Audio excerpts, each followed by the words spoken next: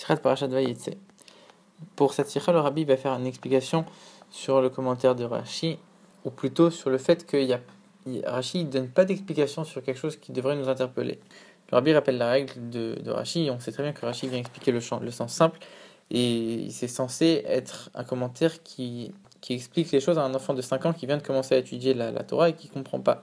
Et donc partout où Rashi explique des choses, c'est-à-dire que c'est des choses qu'un enfant de 5 ans, s'il lit, il ne comprendrait pas. Et partout où Rashi il n'explique pas des choses, c'est des choses que même un enfant de 5 ans, il devrait comprendre, soit parce qu'il a déjà vu un peu plus tôt dans son étude de la Torah, soit parce que c'est des choses qui sont évidentes et qu'on comprend tout seul. Et si jamais Rashi il sait pas, il dit je sais pas, mais il met pas rien du tout. Et pourtant, on voit que dans notre paracha, il y a une très grande question qui est soulevée dans énormément de livres de commentateurs qui se posent la question pourquoi Yaakov il a épousé plusieurs sœurs. On sait que les patriarches, ils ont fait toute la Torah avant même qu'elle soit donnée. Même s'il n'y avait pas encore le don de la Torah, ils ont quand même fait toute la Torah. Et on sait que dans la Torah, c'est interdit de se marier avec plusieurs sœurs. Et on voit que Yaakov Avinu, il s'est marié avec Rachel et avec Léa. Et encore plus que ça, c'est que même après quand Rachel et Léa ont donné leurs servantes à Yaakov, les servantes Bila et Zilpa, elles aussi, c'était des filles de Lavan. Donc en vérité, c'est 4 sœurs. Donc la question elle est encore plus renforcée. Comment c'est possible que Yaakov il s'est marié avec 4 sœurs alors que on sait qu'ils ont les avots ils ont accompli la Torah toute la Torah avant qu'elle soit donnée. Alors on peut pas dire que si Rashi il l'a pas mentionné, c'est parce que c'était trop évident. On voit dans plein de livres des réponses très compliquées que même le sens simple de ces réponses il est très compliqué donc c'est pas possible. Une des explications c'est le Ramban qui dit comme ça que tant que les Avot, les patriarches, ils étaient en Eretz Israël, alors là, ils ont fait toute la Torah. Et dès qu'ils sont sortis d'Eretz Israël, pas forcément qu'ils ont fait toute la Torah. Et comme Yaakov Avinu, il était à Haran, il n'était pas en Eretz Israël, alors c'est pour ça qu'il s'est permis. Et tout de suite, le rabbi dit c'est pas possible, c'est complètement faux de dire comme ça. On ne sait pas acceptable une réponse pareille, puisque on sait que quand Yaakov il est revenu en Eretz Israël et qu'il a été voir son frère Esav, il lui a dit j'ai accompli toutes les mitzvot. Donc c'est sûr que même quand il n'était pas en Eretz Israël, il a accompli toutes les mitzvot, c'est même pas une question. Donc c'est pas possible. Alors il y en a, ils vont vouloir dire, alors ok, ils ont fait toute la Torah, mais quand Dieu leur demande précisément une chose, alors ils vont faire la chose que Dieu leur a demandé à ce moment-là, même si ça va à l'encontre de la Torah qui sera donnée après. Mais concrètement, nulle part on voit, même pas en allusion, que Dieu l'a demandé à Yaakov d'épouser d'épouser des sœurs. On n'a jamais vu ça nulle part que Dieu lui demande une chose pareille, alors on ne peut pas dire que c'est à cause de ça. En vérité, la réponse, elle se trouve où? C'est qu'il y a une question dans les commentateurs de savoir si les patriarches, ils étaient juifs ou pas. Comme la Torah n'avait pas été donnée, est-ce qu'ils sont considérés comme goy ou est-ce qu'ils sont considérés comme juifs? Et il y en a qui vont dire qu'ils étaient considérés comme goy, mais seulement pour permettre des choses que la Torah n'a pas permis après. Ou alors l'inverse, ils ont été considérés comme goy, mais tout en étant goy, ils ont gardé les interdits que la Torah interdira plus tard. Et donc il y a une explication qui veut dire comme ça, que comme les sœurs Rachel et Léa, elles se sont converties, et on sait que d'après la Torah, un converti, il est considéré comme quelqu'un qui vient de naître, donc il n'a plus aucun lien avec sa vie passée. Et donc forcément, si les deux, elles venaient de naître, elles venaient de renaître une nouvelle vie, alors forcément elles n'avaient plus de lien avec leur vie passée, elles étaient plus considérées comme des sœurs. Et là, c'était permis de se marier avec elles. Ça, c'est un avis. Le rabbi dit même cet avis-là, on ne peut pas l'accepter. C'est pas une explication qu'on peut accepter et il y a plein de problèmes. Pourquoi? Première chose, c'est écrit nulle part qu'avant la Torah, les juifs et les goïms, ils étaient différents. Nulle part on voit quoi que ce soit qui dit ça, c'était un juif de faire comme ça avant la Torah et un goïm, il faisait comme ça. Nulle part c'est écrit. La seule chose qu'on voit, c'est que les patriarches, ils ont fait toute la Torah, mais parce que eux-mêmes, ils ont accepté.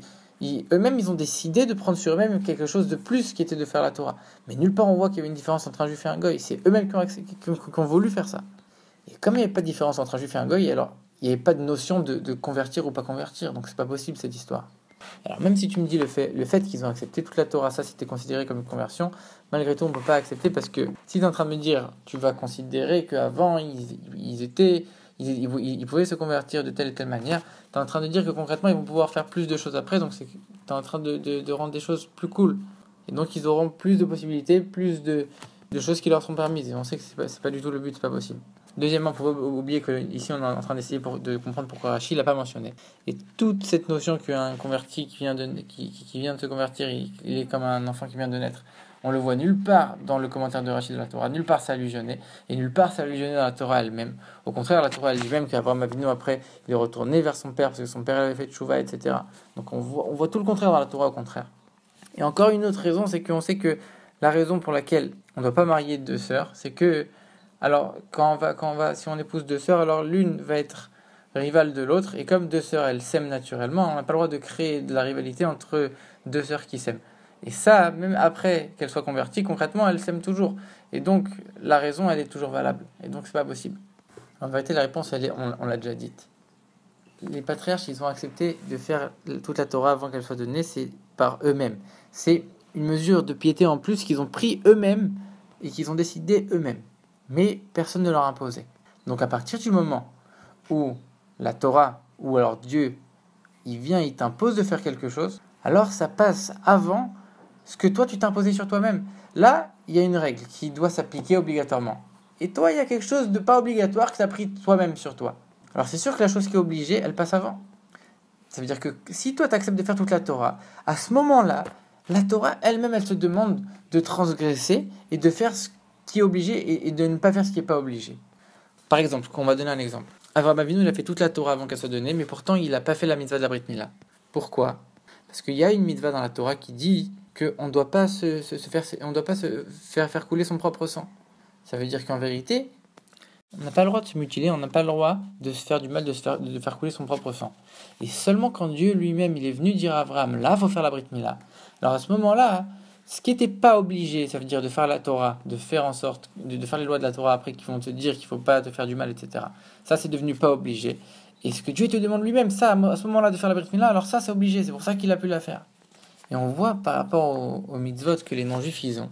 Il y a les 7 mitzvot que les non-juifs ils ont, mais il y a aussi des choses que les non-juifs ils ont accepté de faire sur eux. Ils ont accepté sur eux-mêmes de faire. Première chose, c'est toutes les relations interdites, parce que dans les 7 mitzvot, il n'y a que l'adultère, mais les goïms ils ont accepté de ne pas faire de relations interdites après le déluge. Une autre chose, c'est le respect des parents. Ils ont pris sur eux aussi, comme on voit qu'Avraham Avinu, on parle de son kavod pour son père et sa mère. On voit aussi qu'Yaakov Avinu, il a été puni parce que il a pas fait de kavod à son père et à sa mère pendant tant d'années, alors il a été puni tant d'années. Donc on voit que les goïms, avant le don de la Torah et même maintenant, il y avait les 7 mitzvot, mais il y a aussi des choses qu'ils ont acceptées sur eux-mêmes.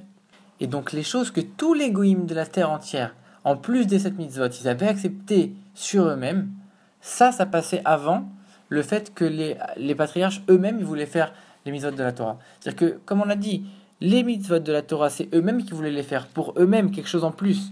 Mais si maintenant, toi, t'as quand même, on a dit, tu restais pas un vrai juif, parce que la Torah n'a pas été donnée. Donc du coup, tout ce que les goïms, ils ont accepté sur eux-mêmes de faire en plus, alors ça, c'est ce qui est obligé. Et toi, ce que tu as accepté sur toi, ça, c'est pas obligatoire. Et donc, s'il y a une contradiction entre les deux, il faudra écouter la règle, les choses que les goïms ils ont pris en plus sur eux-mêmes. Une autre des mitzvot que les goïms ils ont pris sur eux, c'est d'être honnête et de pas voler, de pas mentir, de pas tromper. Et pour le cas de Yaakov, on voit qu'il a voulu, au début, il voulait se marier avec Rachel. Lavan, lui, il a transgressé, il l'a trompé. Il lui a donné Léa. Et après, Yaakov, il a voulu tenir sa promesse il avait promis qu'il se marierait avec Rachel. Et comme il avait promis, et que s'il n'accomplissait pas sa promesse, ce serait considéré comme de la tromperie. Et ça, c'était interdit pour tous les goïms à l'époque. Et c'était vraiment interdit. C'était obligatoire de respecter ce commandement-là. Alors ça passait avant la mitzvah de la Torah qui n'avait pas encore été donnée. Et c'est pour ça que c'était plus important pour Yaakov de venir se marier avec, même si c'est des sœurs, plutôt que de transgresser une tromperie parce qu'il avait fait une promesse et il ne va pas l'accomplir. Encore plus que ça, on sait surtout que si Rachel ne s'était pas mariée avec Yaakov, elle aurait dû se marier avec Esav, et ça aurait engendré beaucoup de peine à Rachel, et c'est pour ça que il était obligé de se marier avec elle. Et donc une mitzvah de la Torah que lui-même il avait pris de faire, donc qui n'était pas obligatoire, ça passe après l'obligation du moment qui était de respecter les mitzvot des Bnei Noach, des Goïm à l'époque. Alors l'enseignement pour nous de cette paracha, c'est quoi ? Ça veut dire il faut savoir que c'est bien de prendre des choses en plus, et c'est bien de prendre sur soi des choses qui ne sont pas obligatoires, et de prendre des hidurim, etc. C'est parfait. Mais il ne faut pas que ça se fasse sur le dos des autres. Ça, c'est un grand principe. Ça, quand il pourra avoir ma vie, non. Dieu, il l'a aimé parce qu'il a voulu faire du bien pour toute sa maison et leur enseigner la Torah, etc. Et là-bas, on dit tzedaka ou mishpat, quelque chose de juste. Un juif, il doit toujours se juger de manière juste. Qu'est-ce que moi j'ai besoin et qu'est-ce qu'un autre il a besoin. Et moi, je vais prendre juste ce que j'ai besoin et tout le reste, je vais donner aux autres. Qu'est-ce que ça veut dire ? C'est-à-dire que quand un juif, il a envie de dire, moi, je vais progresser encore dans la Torah, moi, je vais progresser encore dans les mitzvot, moi, je suis à tel niveau, mais je veux faire encore plus. Si à côté de toi, tu as d'autres juifs qui, eux, ne connaissent rien du tout, alors tu es obligé d'aller les voir, eux, en priorité.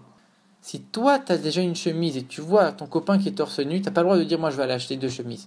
Tu dois d'abord lui acheter une à lui. Tu peux pas, toi, prendre des choses en plus et des améliorations, des choses sur toi, si c'est au détriment des autres. Il faut d'abord donner toute ta force et tout ton temps que tu peux pour essayer de sauver un autre juif. Et si tu n'arrives pas à réfléchir à ça, dis-toi en quoi toi tu es meilleur que lui. Pourquoi toi tu mériterais plus que lui. Il faut que tu lui donnes tout. Toi tu prends juste ce que tu as besoin pour toi et tout le reste tu lui donnes à lui.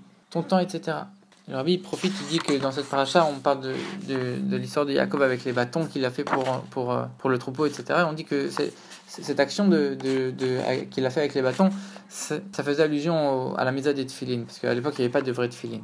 Le Rabbi dit donc, du coup, la mitzvah des tefilin, c'est la même chose. C'est une très grande mitzvah d'aller mettre les tefilin à un autre juif. Non seulement une mitzvah spirituelle, mais aussi une mitzvah matérielle, parce qu'on sait que ça le protège matériellement. Et ça amène Mashiach concrètement. Et donc avant d'essayer de progresser toi et de continuer des choses qui sont facultatives, essaye d'aller voir un autre juif et de lui faire les choses qui sont obligatoires, qui sont essentielles, comme par exemple la mitzvah de tefilin.